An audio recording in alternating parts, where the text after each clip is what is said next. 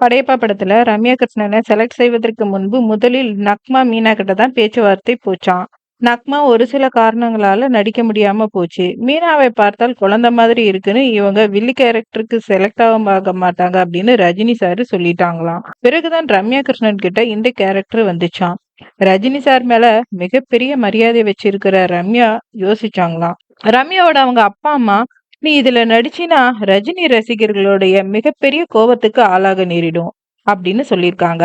ஆனா KS. Ravikumar sir தான் அவங்கள விடாப்பிடியா பிடிச்சு நடிக்க வச்சாங்களாம். படத்துல ஒரு சீன்ல ரம்யா ரஜினி சார ஒருமையில திட்டணும், இதை எப்படி பண்றது என்று ரம்யா தயங்கிட்டு இருந்திருக்காங்க. ஆனா ரஜினி சாரே சொல்லிதான் அந்த சீன்ல நடிச்சிருக்காங்க ரம்யா கிருஷ்ணன். இப்ப நினைச்சாலும் ரம்யா கிருஷ்ணன் தவிர வேற யார் இருந்தாலும் அந்த வில்லி கேரக்டருக்கு செட் ஆகாது அப்படின்னு தான் தோணும். அந்த படத்துல நடிச்சதுக்காக சிறந்த வில்லி கேரக்டருக்கான பிலிம்பேர் விருதை ரம்யா கிருஷ்ணன் அவர்கள் வாங்கியிருக்காங்க. ஒரு வில்லியா நடிச்சு ஹீரோவிற்கு ஈக்குவலா கைத்தட்டல் வாங்கினது வேற மேட்ரு. இருந்தாலும் அந்த படத்திற்கு பிறகு நிறைய படங்கள்ல வில்லி ரோலில் நடிக்க ரம்யா கிருஷ்ணன் அவர்களை அழைச்சிருக்காங்களாம்.